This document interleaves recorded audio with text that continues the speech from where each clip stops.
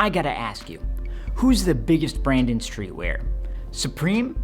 Yeah, they're the big boys, the swinging dicks with the big market value and name recognition, but outside of a box logo and their higher profile collabs, they haven't actually had that X factor that turns guys into that meme where he's walking down the street looking at that other girl like, let me get some of that. Nom nom nom nom nom.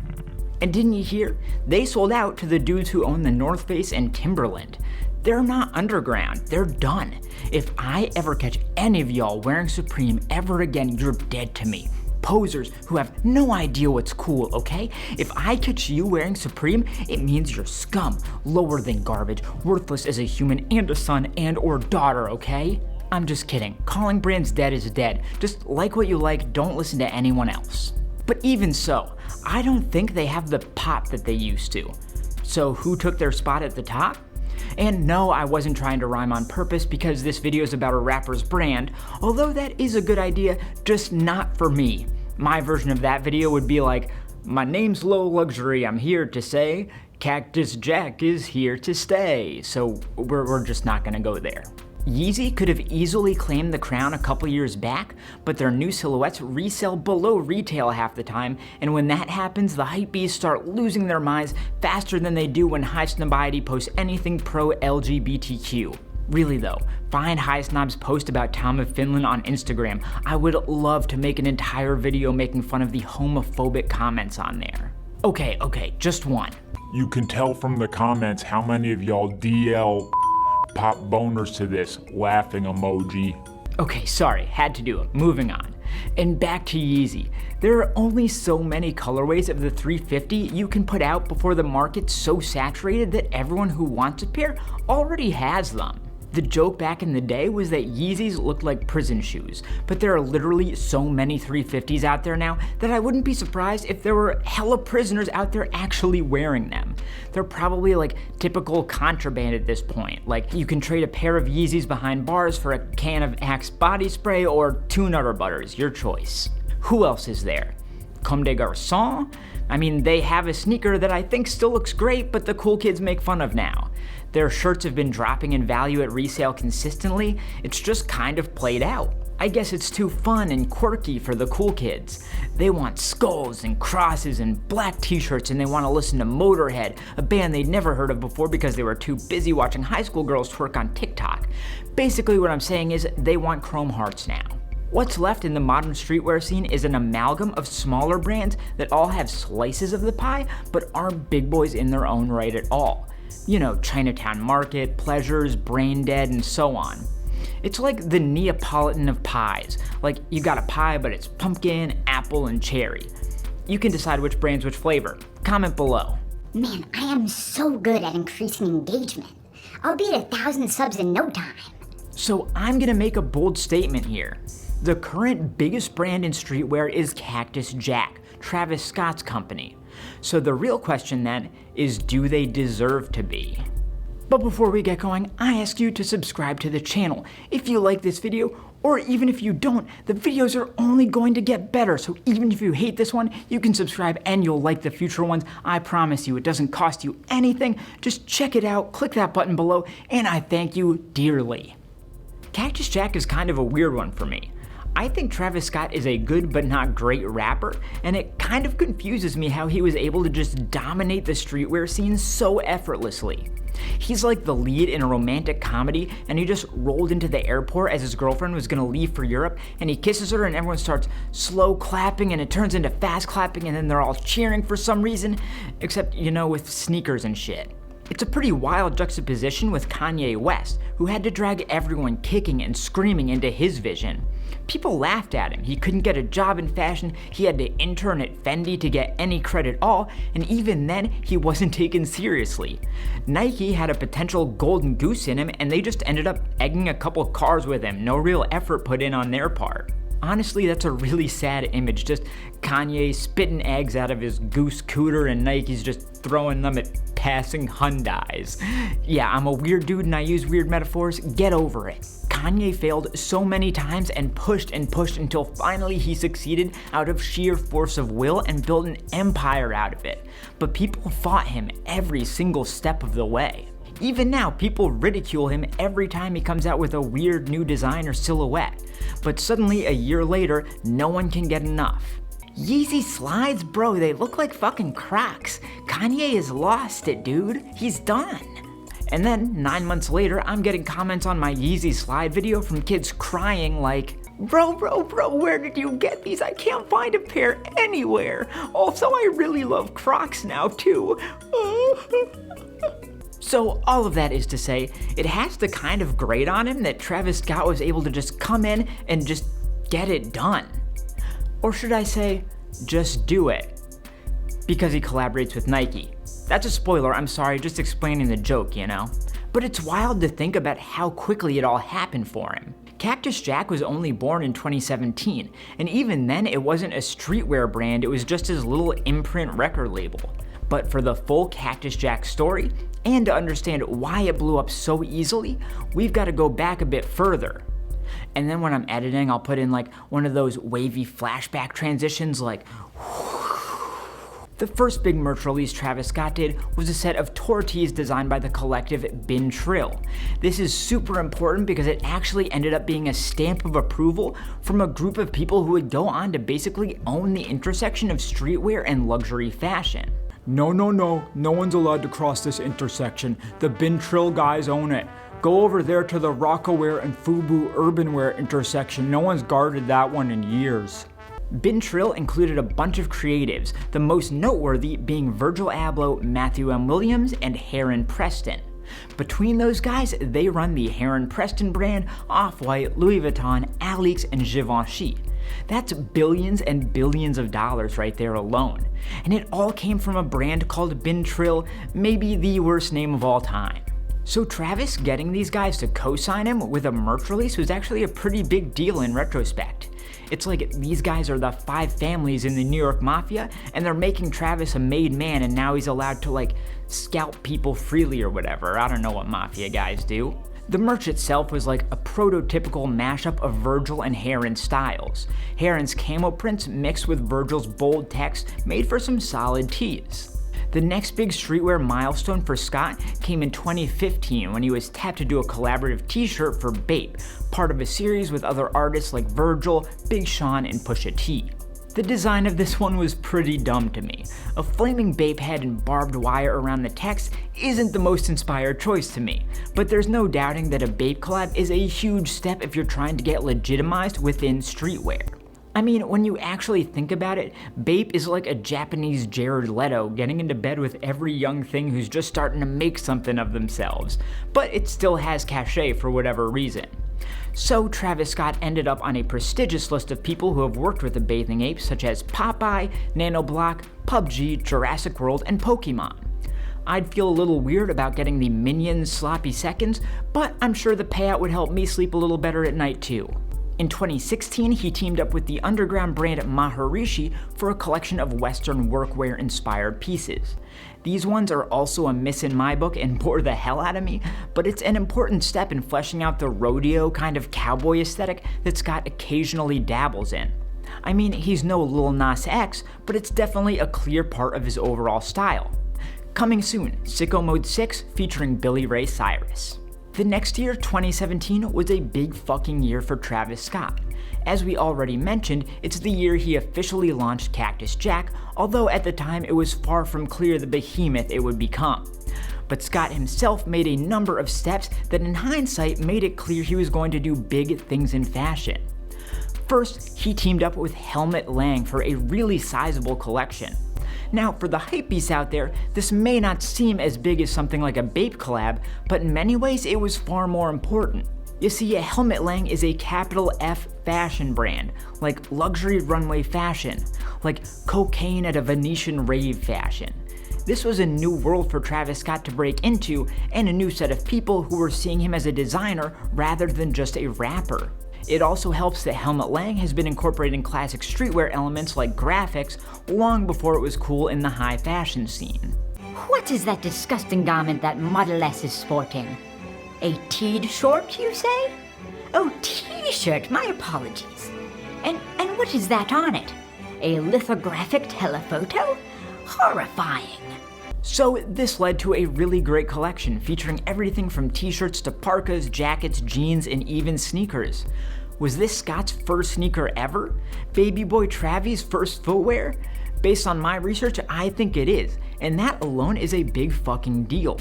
Just wait until we see where he goes with shoes in just a couple years. Again, Scott played with the Western motifs with phrases like cowboy and no man's land thrown in there. This is maybe my favorite Travis Scott apparel collab ever, about as successful as it gets from a design perspective. Later in the year, Travis teamed up once again with his old friend Virgil Abloh. By this point, both men's stars had risen immeasurably. Travis's rap career was on a rocket ship into the damn stratosphere, and Virgil was right there with him, riding high on the success of his brand Off-White, and on the cusp of being named the menswear director for Louis fucking Vuitton. That rocket ship was so fast that not even Trump's illustrious Space Force would be able to catch him. Suffice it to say, this collab was like a victory lap for both these dudes. Travis Scott used his Eagle graphic, something he'd been playing with for a while at that point, and Virgil threw in his big bold text with the word merchandise in his signature quotation marks. This one is fun because it has that classic Virgil irony to it, kind of making fun of the idea of merch in general. You can roll your eyes or scoff at it, but in 2017, this was the hottest shit on the block. Scott ended a massive 2017 with his biggest release yet, his first official shoe with Nike. He did his own version of an Air Force One that featured a lot of elements that would define his Nike collabs. From a distance, the shoe is fairly classic, even boring, but when you zoom in, there are a lot of details and elements that make it worth a look. The upper was all white and had a vintage-looking gum sole, but there were some pretty wild additions like a Velcro patch on the laces, pattern swoosh overlays that you could swap out or even stack onto each other, and little fanged grills over the vamp. In some ways, it kind of felt like too much, like maybe he was afraid this would be his only shot, so he threw every idea into it, like when you're at a buffet and you can't choose what to eat because everything looks so good, you just end up with a plate of lo mein, pineapple pizza, and chicken tikka masala. Just looking at this shoe wouldn't lead you to believe he'd become the biggest name in Nike collabs, but it was fairly successful nonetheless. If 2017 was the year where Scott laid the foundation of what would become Cactus Jack, 2018 was when he cut the grand opening ribbon and opened the doors for an all-out rager. In June, he came back to Nike for another sneaker. That alone shows the belief that Nike had in him. Think about the other designers who get shoe releases from them every few months. It's people like Virgil Abloh, the biggest names in the world. Also, I don't know why we're talking about Virgil so much in this video. He's just everywhere, like John Turturro in Mr. Deeds, he just appears. I just rewatched Mr. Deeds, by the way. Super enjoyable movie. And do you ever feel like people hate Adam Sandler movies at the time, and then out of nowhere 10 years later, everyone says they love it? It's just one of those things where... Sorry, we were talking about Travis Scott. So this new shoe was finally officially called the Cactus Jack. This was the moment it jumped from being a record label to being a brand. The shoe was a Jordan 4, and it was much louder and showed far more confidence than his previous Air Force. It was a bold light blue color with Cactus Jack branding and paint splatter detailing. It instantly became one of the most hyped sneakers of the year and is wildly coveted to this day. But even then, Cactus Jack wasn't, Cactus Jack. But that didn't mean Travis Scott hadn't fully arrived on the fashion scene. If you want proof of that, look to his massive Astroworld merch drop. It was his biggest merch release to date at that point, featuring 28 pieces, and still enjoys a huge resale scene and pops up regularly in Hypebeast friendly mystery boxes. Speaking of which, can we let that shit die already? Remember when Rice Gum and Jake Paul got bodied for doing that streetwear / luxury online mystery box thing? And we were all like, bros, that's child gambling, you're a douche. How is this any different? Mystery boxes are analog gambling for little kid hypebeasts, so if you're a YouTuber making bank off of unboxing videos of that stuff, you deserve to suck a bag of labias. Anyway, at this point, it's not worth it to keep outlining every single merch drop and sneaker release in chronological order. There are just too many of them and they're all goddamn massive. But we do need to talk about the first official Cactus Jack drop. Finally, the moment where Cactus Jack became the brand it is today. Birthed out of its loving mother, Miss Travis Scott, this was the moment he wiped the placenta away and cut that umbilical cord for the world to see. And if you found that gross, you're just a misogynist. I hope you're proud of yourself, you horrible person, you. This collection was released later in 2018, and it was initially set up as a merch drop for the namesake record label. But it featured the brand's now famous cross logo, so you can call it a simple record label merch drop if you want, but if so, it's a merch drop that just never really ended. So now, so many minutes later, sorry guys, but I guess if you're still watching, that means it's a worthwhile use of your time. Now, we need to answer the question I posed so long ago. Is Cactus Jack actually any good? Well, here's where it gets tricky. Remember when I said I thought Travis Scott was a good but not great rapper? I also think Cactus Jack is a good but not great clothing brand. Not in the sense that it's all meh, but just that it's fucking hit or miss. The highs are high and the lows are most definitely low. Like, let's just start firing some shots. I had 2.5 little pouches of instant coffee today and I'm ready to throw some fists, okay? Let's talk about the Air Jordan 1. You know, the dark brown one that everybody has wet dreams about? Yeah, so that shoe is just boring. I'm not saying it's bad, I'm just saying it doesn't excite me. Is that a bad thing? Not necessarily, but Jordan 1s are basically known across the board for being classic and clean, and if a shoe is reselling for the price of a new MacBook, I'd hope it would do some really exciting things. Like maybe the insole doubles as a fleshlight or something, I don't know, I'm not a sneaker designer. On this pair, you've got a clean brown and white colorway with an inverted swoosh. It's nice, but I don't see the hype. If this was a general release Jordan that you could get for $150 or whatever, sure, great walking around shoe paid for with walking around money. But is this the type of shoe I'd expect anyone to put in an LED line, climb a cool sneaker safe or whatever? Definitely not. It's like Kanye's out there creating entirely new silhouettes that create trends that the entire fashion world jumps on. And even then, every year people start whispering that he's washed up and he's got to go back to the drawing board and create yet another entirely new silhouette that pushes the whole damn industry forward. Rinse and repeat like clockwork. Scott's Jordan 6, on the other hand, is a lot more fun. You've got this stash pocket and a fairly unexpected color. It all adds up to something new and interesting.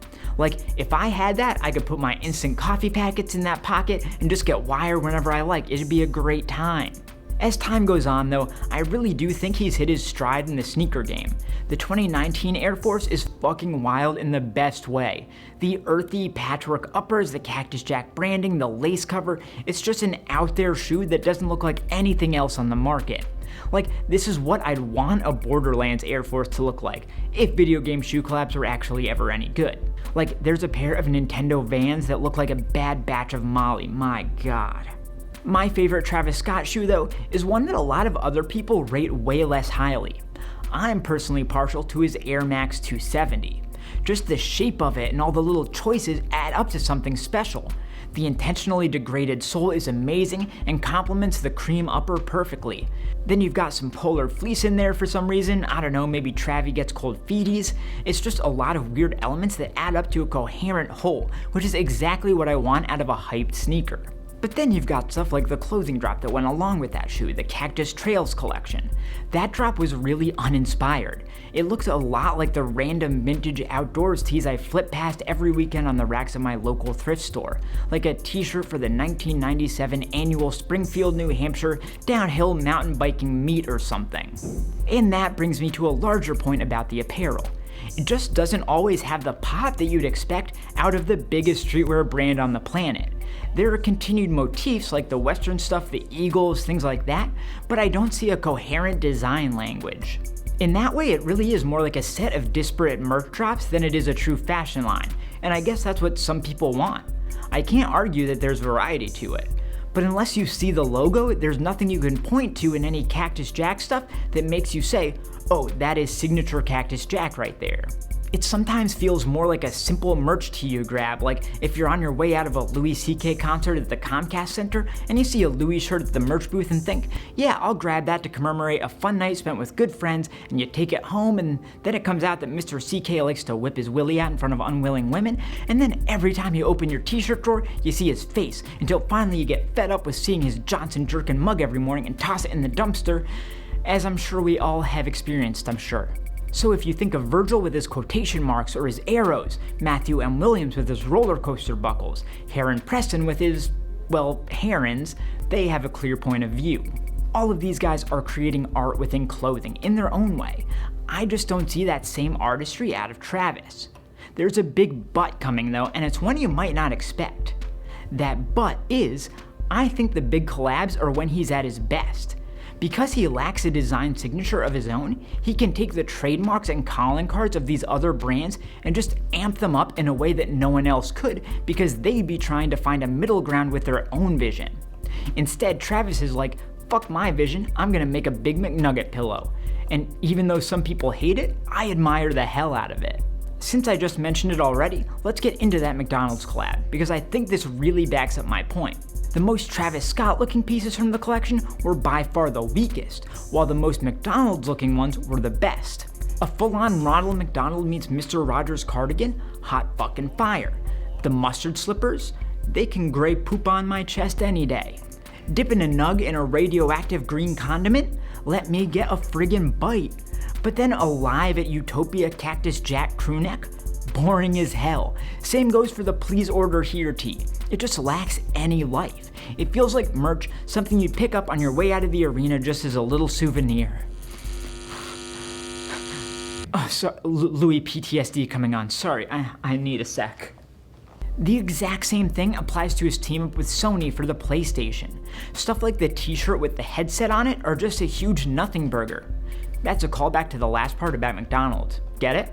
But then when he leaned into that vintage PS1 vibe, it fucking worked. From the varsity jacket to the simple sweats and tees. I grabbed one of those shirts. I don't treasure it like I do some of the other shirts I own. It's more of a piece that has a nice little graphic with some pop that I wouldn't mind wearing around for the day and getting a little dirty. And that's no diss, those types of pieces are just as important as your grails. I mean, if you only own grails, you'd be flipping out every second of every day, making sure your clothes and shoes never got a speck of dust on them. And that's no way to live, at least not always. At this point, this is the only Cactus Jack piece I own. I'm not saying it'll stay that way, as you can hopefully tell from everything I've said so far, I do like some of this stuff. But from what I've seen up to this point, his stuff only really pops when he's piggybacking off of another recognizable brand or aesthetic. From Virgil and the whole Bin Trill crew up to today with Nike and McDonald's, others are doing the heavy lifting for him. Being able to pick out what you like from others really is a hugely underrated skill for a designer to have, but it's only half the equation. And so far I haven't seen that other half from him.